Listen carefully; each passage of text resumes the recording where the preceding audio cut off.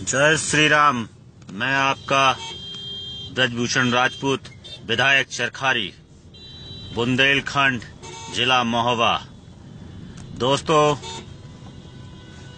परसों जो आतंकवादियों ने अमरनाथ यात्रियों की ऊपर हमला कर उनकी हत्या की है, मैं ऐसे आतंकवादियों की निंदा तो नहीं करना चाहता हूं, मैं अपना क्रोध जाहिर करना चाहता हूं।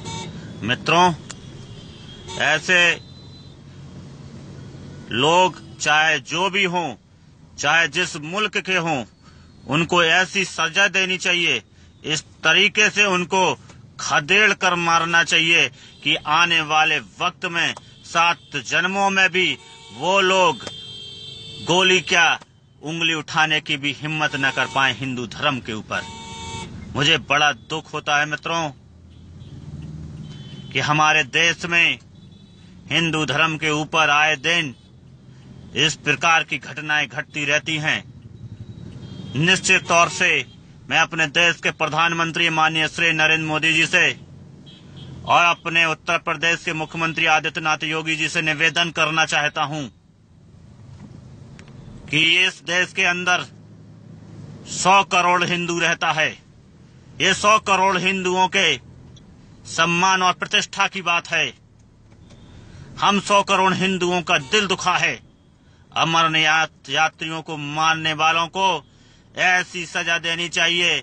अगर किसी मुल्क के इशारे पर ये ऐसा कदम उठाया गया है तो ऐसे मुल्क के अंदर घुसकर उनको खदेड़ कर मारने का काम करना चाहिए। हमें अपनी ताकत का एहसास कराना होगा। हम संख्या में, बल में, ताकत में हर प्रकार से आगे हैं, मगर अगर हम इसी तरीके से खामोश बने रहे तो ये लोग इसी तरीके से हमारे ऊपर गोलियां चलाने का काम करेंगे। मैं चाहता हूं कि ऐसे लोगों को, जो लोग गोली चलाने का काम करते हैं, उनकी उंगलियां भी तोड़ देनी चाहिए। मित्रों, अब हम सब 100 करोड़ हिंदुओं को सोचना होगा। जो लोग हिंदू धर्म पर उंगलियां उठाते हैं, मजाक उड़ाते हैं, गोलियां चलाते हैं या हिंदुओं का अपमान करने की कोशिश करते हैं, ऐसे लोगों के खिलाफ में हम लोगों को एकत्रित होकर इनको सबक सिखाने का काम करना होगा। मित्रों, बहुत हो गया। सहते सहते सहने की भी एक सीमा होती है। मित्रों, मैं आपका विधायक ब्रजभूषण राजपूत ये आपसे कहना चाहता हूं मित्रों कि हम सभी अगर चाह लेंगे, ये मुल्क हमारा है, ये देश हमारा है। ओवैसी जैसे 2 कौड़ी के लोग हम 100 करोड़ हिंदुओं को अपमानित करता रहता है और हमारी सरकार उसे खामोशी से सुन लेती है। न्यायालय ऐसे लोगों के प्रति तत्काल अपने निर्णय नहीं सुनाती है। ऐसे लोगों का हौसला बढ़ जाता है। इनकी क्या औकात है कि हमारे देश में रहते हैं, हमारे देश में खाते हैं और पाकिस्तान जिंदाबाद जिंदाबाद के नारे लगाते हैं। ऐसे गद्दारों को देश से भगा देना चाहिए। मित्रों, दोस्तों, आने वाले वक्त में हम सभी 100 करोड़ हिंदुओं को, देश के गद्दारों को चुन चुनकर बाहर निकालकर देश से बाहर भगाना होगा। दोस्तों, अमरनाथ यात्रियों को जिस प्रकार से मित्रों इन्होंने हत्या की है,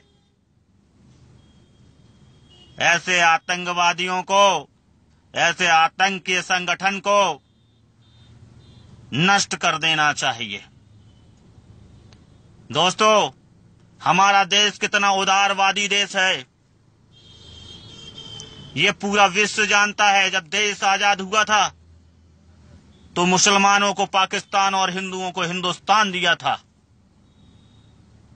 ये हिंदुओं का देश है,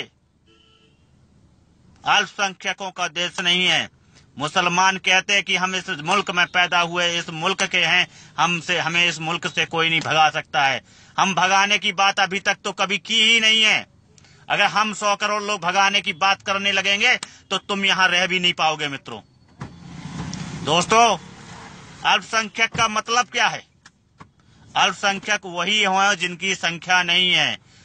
हमारे महात्मा गांधी जी ने अपने विशाल हृदय का उदारवादी हृदय का इन लोगों को इस देश में रहने का निर्णय लिया। हमने भी स्वीकारा, हम अपने साथ बैठालते हैं, इनके त्योहारों में भी जाते हैं, मगर क्या हमारे देश की सरकारें इनको हज यात्रा के लिए, मक्का मदीना के लिए सब्सिडी देती है यात्रा करने के लिए?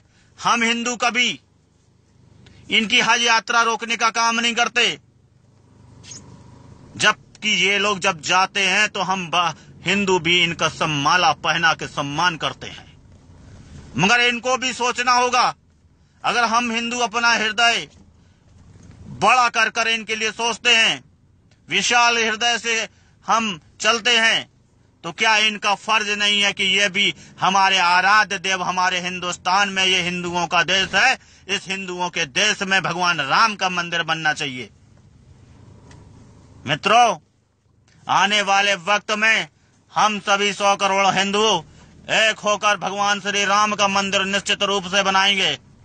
और मेरे दोस्तों, हम 100 करोड़ हिंदू अगर हैं तो हम हिंदुओं के लिए ये अब एक संकल्प है लेना होगा हम लोगों को श्री राम के मंदिर को बनाने के लिए। और अगर भगवान श्री राम के मंदिर बनने में मुस्लिम समाज के लोगों ने रुकावट पैदा की तो यकीन मानिए मुस्लिम समाज के लोगों को भी मक्का मदीना जाने से रोकने का काम आपका विधायक गुड्डू राजपूत करेगा। दोस्तों, इन लोगों के खिलाफ हम लोग अगर आवाज बुलंद नहीं करते हैं, हम लोग हर चीज में इनका साथ देते हैं, मगर ये हिंदुओं के हर त्योहार में, हर काम में बाधा पहुंचाने का काम करते हैं। मैं पूछता हूं, मैं आप लोगों से कहता हूं दोस्तों, हम सब 100 लोग सोचे, 100 करोड़ हिंदू वासी सोचें, क्या अगर हमारे भगवान के राम का मंदिर नहीं बन सकता तो क्यों इन्हें हज यात्रा जाने की अनुमति प्रदान होती है? इन्हें भी हज यात्रा से रोका जाए, इनकी हज यात्रा की सब्सिडी खत्म की जाए। ये 20 करोड़ मुसलमान हैं। अगर 20 करोड़ मुसलमान हैं तो ये अल्पसंख्यक नहीं है, इनके आरक्षण को भी खत्म कराना जाए। इन्हें आरक्षण की सुविधा क्यों मिल रही है? इन्हें आरक्षण क्यों दिया जा रहा? क्यों सरकार इन्हें आरक्षण दे रही है? कांग्रेस जैसी सरकारों ने इनके आरक्षण को समाप्त नहीं किया और इनके आरक्षण में और बढ़ोतरी करते चले आए, इनको और लाभ प्रदान करते चले आए। अरे मित्रों, 20 करोड़ तो पाकिस्तान की भी जनसंख्या नहीं है।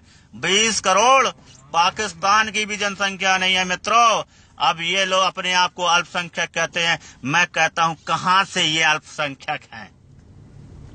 ये अल्पसंख्यक नहीं है, मगर फिर भी इनको अल्पसंख्यक होने का लाभ प्राप्त हो रहा है, आरक्षण का लाभ प्राप्त हो रहा है, नौकरी में लाभ प्राप्त हो रहा है, धन प्राप्त करने में लाभ प्राप्त हो रहा है, कईयों प्रकार से इन लोगों को लाभ प्राप्त हो रहा है।